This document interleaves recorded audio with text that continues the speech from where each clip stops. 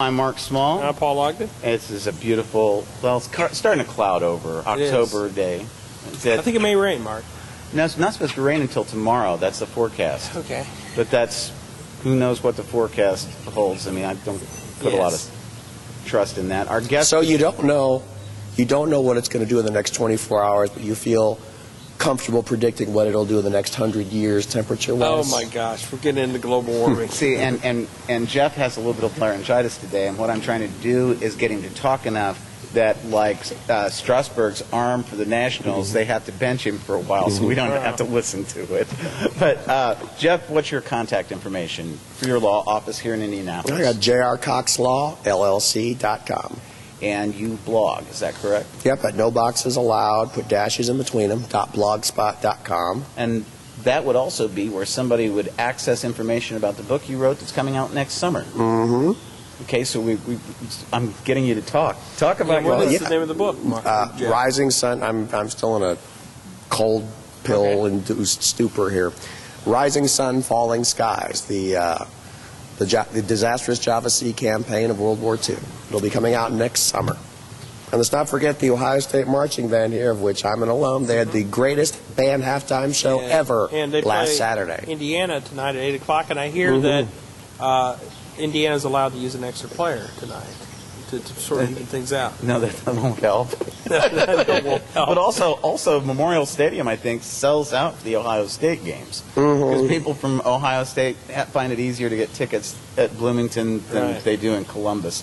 But yeah, I'd be going there if it wasn't an 8 o'clock start, which I'm not real happy about because we usually go down to the game in Bloomington. But I do not taunt before a football game. Anything can and does happen at any football game.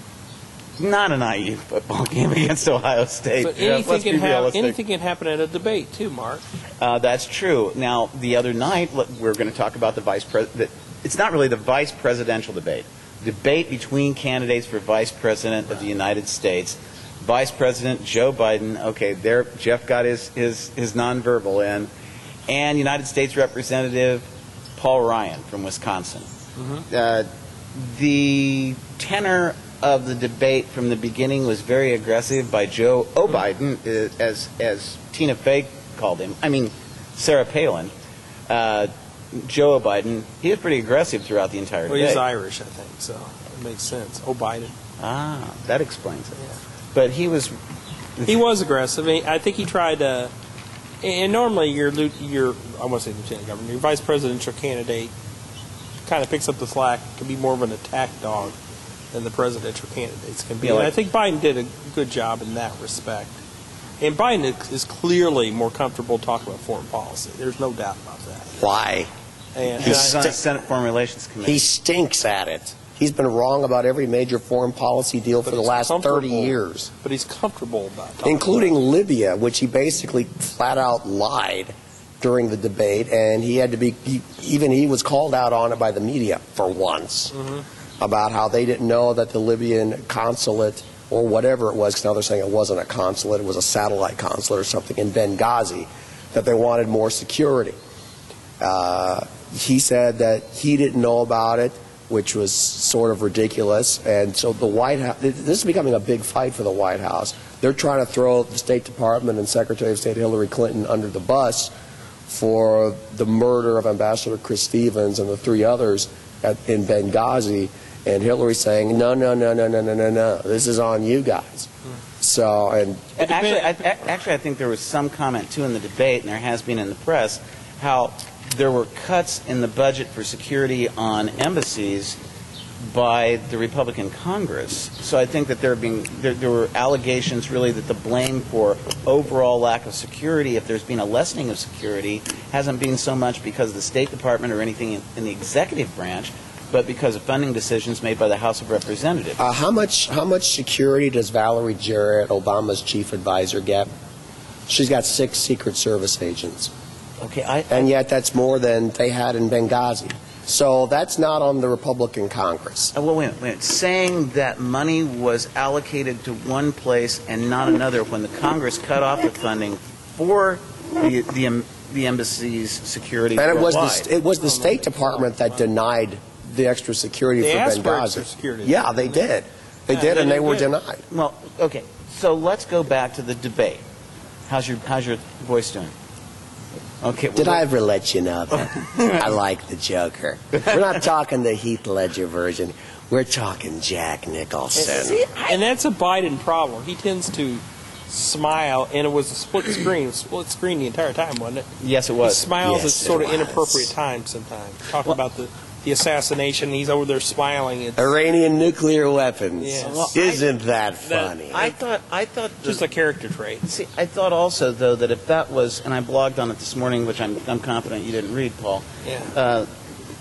that if that was a tactic for the debate, and I scored the debate don't think 22-15 Biden, and I'd picked Biden by 7.5, and after I scored it, I looked to see, and Ryan beat the spread. So any of you bookies out there who are using my numbers, but anyways, if that was used as a tactic to throw his opponent off, chuckling and smiling and stuff at inappropriate times, that can throw somebody off, especially if they haven't had experience in that type of a venue. I didn't notice Ryan get thrown off. Well, He didn't. I didn't think he was thrown off by that.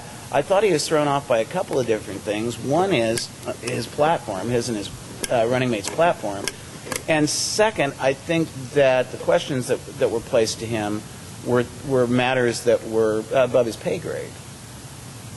How so? I mean, Well, when you I say think Ryan has a heck of a lot better grasp of the economics and the budget than Biden does. how does he have a better grasp of budgetary matters when he can't answer questions about numbers and can't say what specific exemptions would be eliminated, Paul?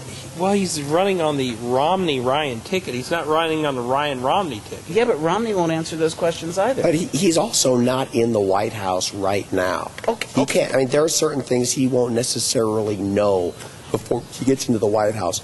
But he is as expert on health care and Medicare as anyone in Washington. He gave Obama a thorough dressing down in the televised meeting on the Obamacare plan several years ago, and Obama was not happy because Ryan was asking him questions that he could not answer, and Ryan was giving his own plan to shore up health care and to shore up Medicare. Okay, now you segued from what I said, which was what we were when I was talking about him not having numbers or being able to talk about specific exemptions, and then you segued over to his dressing down President Obama a couple of years ago about health care, going to the point about his not answering questions about what specific exemptions would be eliminated under their plan, saying, well, they're not in office yet. Wait a second. Well, then how can you answer any questions about a platform if you're not in office yet and you can't? And he's been in Congress,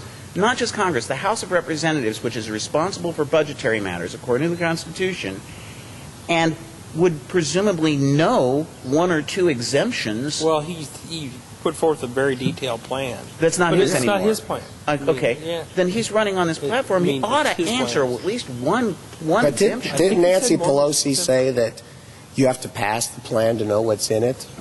I don't know.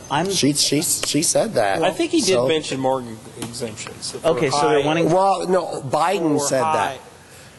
I thought, okay, maybe I misunderstood. Biden accused him high-income earners. of wanting to get rid of the mortgage exemption, which would be a non-starter for most people. Yeah, but and if you're- I tend to agree. Don't get rid of that. Yeah, but here's the thing. If you don't answer the question and you don't get rid of any exemptions, you avoid people attacking you. I think it isn't black or white getting rid of or not getting rid of it. I think a lot of people propose people who may, have $1 million home shouldn't be able to deduct all their mortgage interest. And there would be people who would say, no, that encourages people to build bigger homes. And I mean, true. there'd be another side of the coin. It's just that, if you're sitting there saying we need to cut deficits, and so we have to cut spending, but I'm not going to touch the military, Medicare, Social Security, any of these things, then there are only so many things left. He said he was going to touch Medicare. He was going to change it, but only for people who have not yet reached the age of 55. He's been consistent about that. And saying that you're going to change it in some way, presumably giving people vouchers or extending the time for retirement, doing things that people would generally find objectionable.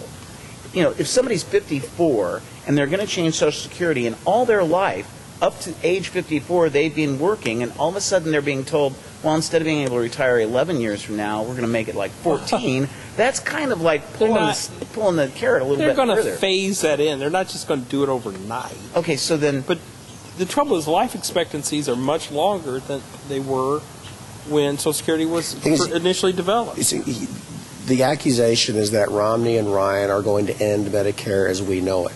The problem is that right now, Medicare as we know it will be ended by Medicare as we know it. You can't fund it. Yes, you can. It's an like unfunded. Social Security.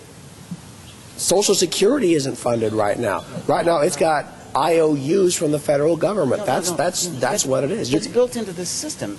That's how it was developed originally. And it's a pyramid scheme, basically. No, it's not. Or a Ponzi scheme, I should say. No, it's definitely not a Ponzi scheme. They adjust every year when they redo the numbers for Social Security. They adjust for life expectancy and the people coming in. How can they adjust? They don't change the age. No. They don't change the age. They change the rate at which Social Security is assessed against people and the manner in which they handle the funds. They take care of it. It's accounted for.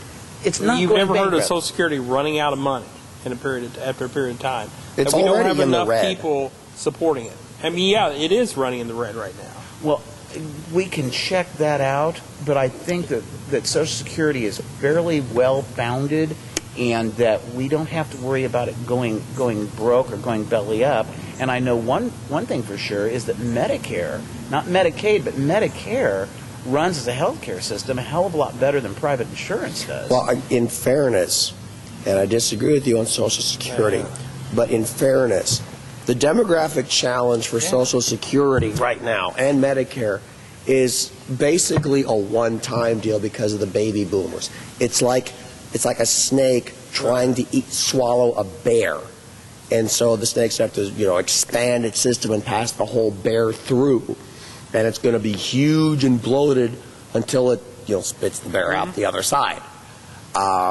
And so the situation that we're facing with Social Security and Medicare, because of the demographics, is a temporary one. But it is one that we have to face. The trouble is we got one generation paying for another generation. The generation that's going to be paying for the baby boom generation is much smaller. And how do you deal with that? Do you raise the age? I think we need to increase taxes? Well, I think we need to actually look at the demographics, but what is more germane, and I know Germans have nothing to do with this, but is to look at what was done in the debate the other night. And when we're looking at, for example, Paul Ryan, when asked questions, I'm going to keep asking you questions so your voice goes out. When Paul Ryan was asked about Afghanistan or was asked about American international affairs, he seemed out of kilter.